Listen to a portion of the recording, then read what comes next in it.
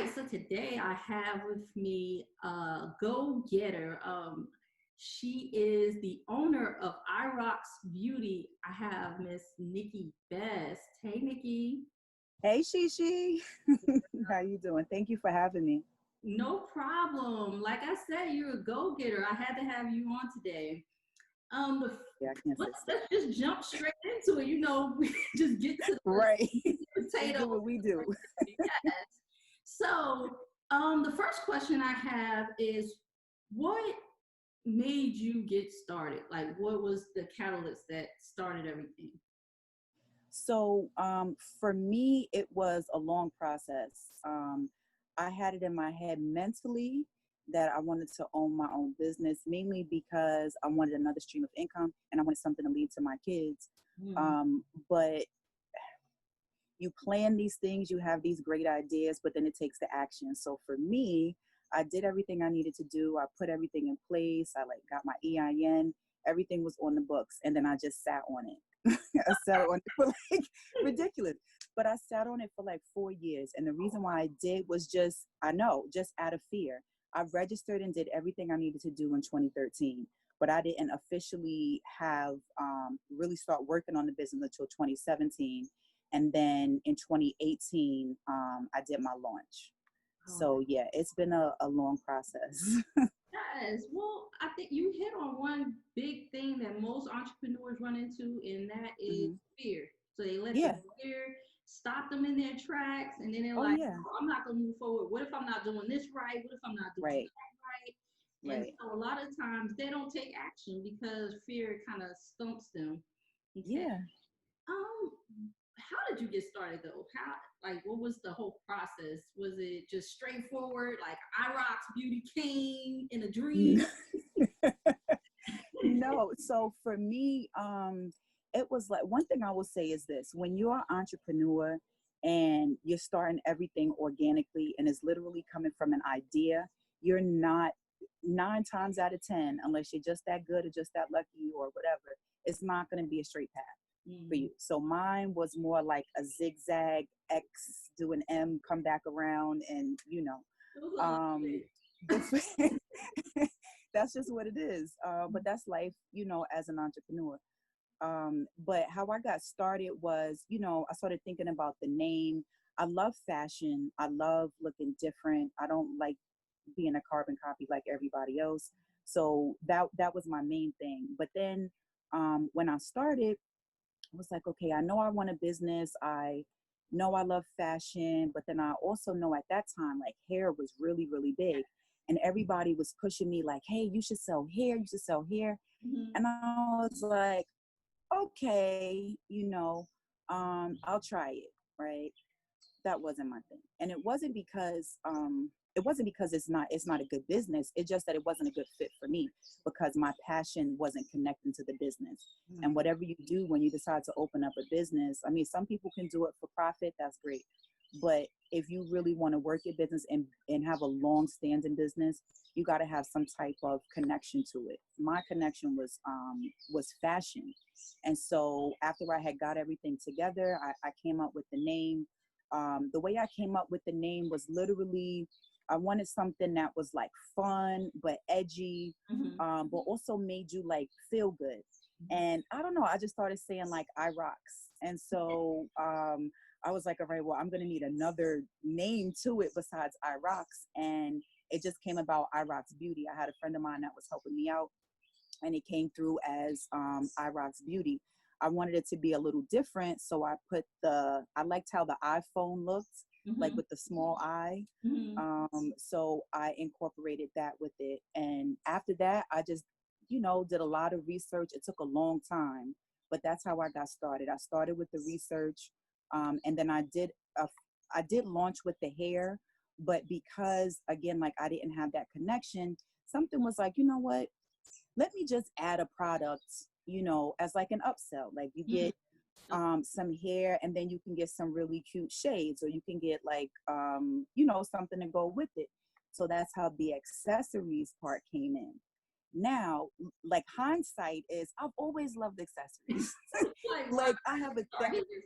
But you Yeah, had like looks that zigzag first, though. that's what it was, because I was denying what my passion and what I really do.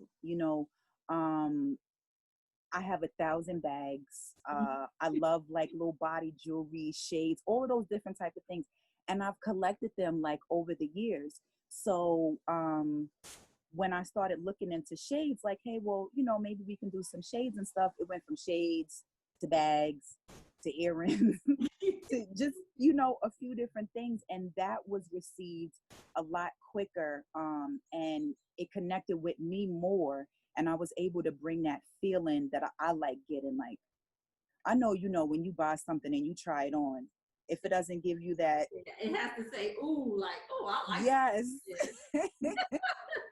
That's my thing. Like, I love giving that feeling to people. So it just evolved into that, and I just let it go where it needed to go.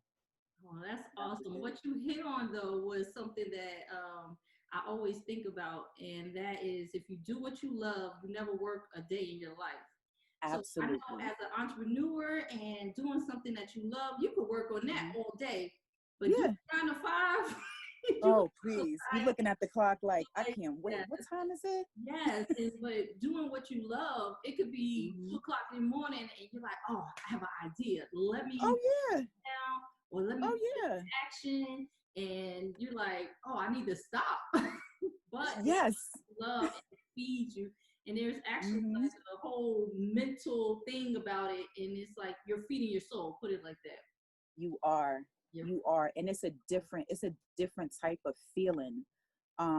Because I know for me, I get tunnel vision, especially if I'm working on like a new idea or a new project or something that I want to launch. Once I get into it and I'm sold on it, now I'm all in. So there might be some days I'm getting 2 hours, 3 hours of sleep. Like before, when I was working at the 9 to 5, I would be up to 4 or 5 o'clock in the morning, and right back up at 7 because I mm-hmm. got to keep this going. But that was in the beginning. But yeah, it really gets like that. But like you said, when you have that passion, it's not working. Yeah, it's feeding So your soul, yes. yeah, So and I love it. Like I have my kids and everything into it. So yeah, I I seen have, it. I seen you had your daughter, she had yeah, did a vendor event by yep, herself. And I was like, look yep, at her trying to create some generational wealth. yep. That's the name of the game. That's what I'm in it for. Mhm. I get to give people a great feeling. They can get a cute bag without it being empty. Mhm. You don't have to spend your mortgage or your rent money on a bag. Yeah, because I mean, you can be cute and affordable at the same time. Like, especially with what's going on right now, it's kind of silly to be wasting money on something that's trivial. Okay, It brings us, so you have your niche. Your niche is the person yeah, who look good and not spend all yeah, the money on that yeah. booty bag, but still have some change in their purse when they Thank you. I don't. Who wants an empty Louis bag? Like, yeah, you have a Louis bag, but it's empty. yeah. Like, we don't. You know what I mean? We don't want that. And on top of the fact that don't like, I'm not knocking Louis bags at all. If Yeah. that's what you can do, you can afford it, and you can still level and elevate. Not a problem. But the people that I'm here for, and the people that I'm servicing, are like the folks that's doing what they have to do. They're grinding, but they still want to look good. They Mhm. don't want to spend an enormous amount on a bag. Or for fellas, like I have these bow ties and things as well. Yeah. Um, and that's what I'm here for. You should be able to look good without feeling guilty. Yeah. So, I have you a question. So when you were looking for products that you were trying Mhm. to put out there, did you just go with one vendor, or like was that trial and error process like a headache?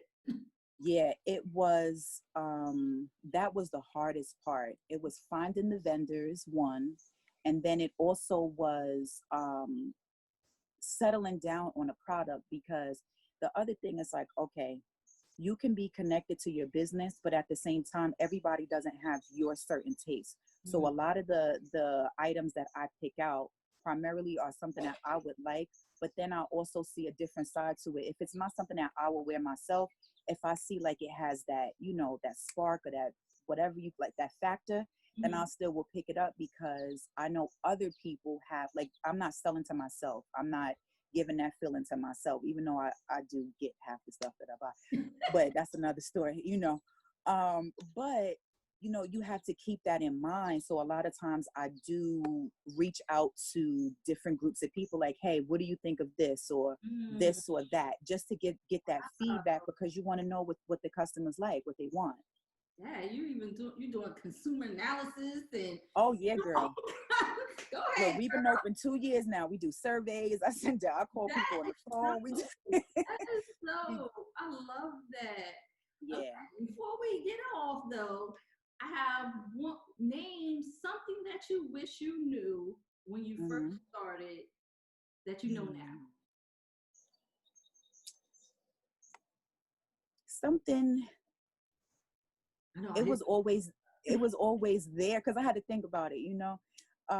It was always there, but the experience now has solidified it. Mm, When you are putting together your business, you have to be tunnel vision. You cannot worry about what people are going to think. Are they going to like it? Are they going, because that is literally going to paralyze you. yes. And that's why I didn't do anything for 4 years, because I was paralyzed with fear, which is crazy.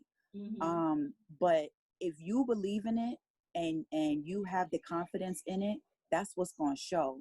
The only thing that you really need to do is just make sure your stuff is in order. Make sure you're not putting stuff out that looks crazy. Yes. But aside from that, because is that's just what it is. You don't if you're looking at any type of marketing and advertising, everything is very detailed. It's Mm-hmm. not sloppy. It's not just thrown out there. But for me, what I know now is, if I feel it and that's what I want to do, go with your gut feeling. Yes. That's the main thing in business. Go with your gut feeling, and then you won't have any regrets. That's awesome. I love that message. Thank And you. that fear, I'm telling you, most of the entrepreneurs I speak with, they're like, yeah, I was afraid, or I never started because I was afraid. And Yep. I'm 5 years in, I could have been 10 years in. Yes. Yes. It's the truth. It's the truth. Yes. Now, one thing I will tell you is, now I'm just go. Once those doors start opening and Yes. you start getting that momentum is serious. When you have that momentum and it starts opening, or your ideas or whatever are just clicking, just keep going. Don't worry about anything else. Just keep going. Yes. Shoot, even with this podcast, the podcast started evolving, and now Uh-huh. video. I was like, hey, I'm just gonna do my voiceover stuff and be good. Right. But when you're passionate about something, I mean, you do have that fear because a Mm-hmm. lot of times the fear comes from you comparing yourself to someone else's journey. And Yep. so you see, like for instance, with your accessories, you're like, well, this big celebrity has accessories too. My stuff Mm-hmm. is going to be on a level as them. But if Mm-hmm. you sit there and you continue to think like that, you're going to be stuck in the same spot you were sitting at last year, Exactly. the year before. I mean, you can always make the money back. What you It's gonna the end up with? Well, right. inventory, sell it on eBay. I don't know. Right.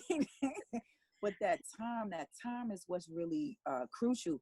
And the only thing I would really say to that is something that I had came across after I was, like, of course, like, waist deep in it, was, don't get discouraged when people say, oh, well, so and so does this or so and so has that.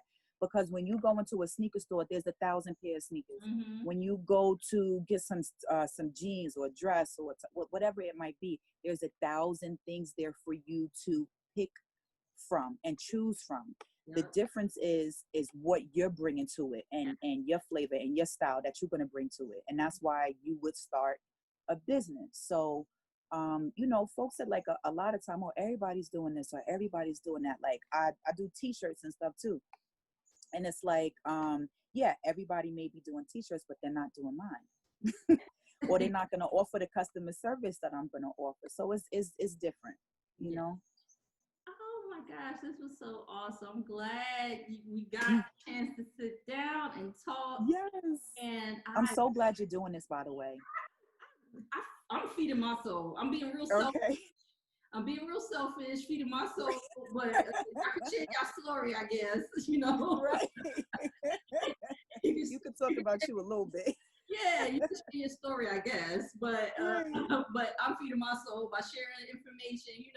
And there's a lot of people that just don't know. They're stuck with fear and they don't know where Mhm. to start or where to Right. go, and they're not seeing the vision the way they need to be seeing it. Because I mean, a lot of people are first generation entrepreneurs, so Like, Absolutely. yeah, like, Like hey, myself. grandma wasn't selling nothing. Maybe some No. rags out the window in the hood, but Right. other than Right. And that's why all of this stuff is a lot of times is new to us because we're the first ones sometimes in our family to do it, that, but this is what we need to do to start passing down that generational wealth, to start changing the mindset of the next generation to come too. You don't always have to be, everybody's not cut out to be a business owner. yes, But you, that's one thing. and that's honestly speaking, everybody is not, but you can still work something somehow, some way. Yeah. I just, for me with my kids, I want my kids to have a broader mindset to where you're not growing up to just, I'm going to work for somebody. No, you can own your own business, and then you can, hire people to do that work for you. And that's just the type of mentality and mindset that I want my kids to have, because if you have a higher ceiling for yourself, you're going to aim higher. Yes. It took me some time to get there, but look, here I am. Yeah. Here I'm here. Yeah, you made it. You made it. So that's a good thing. But once again, thank you so much. And I look forward to kind of reaching back sometime down the line and see, because I know Yes. you're forever evolving. Oh yeah, girl. What else you got going on? Maybe Oh yes. and catch back up with you. Thank you. Anytime. And have a blessed day. Same to you. And hey, Chee-Chee. Hey, girl. Bye.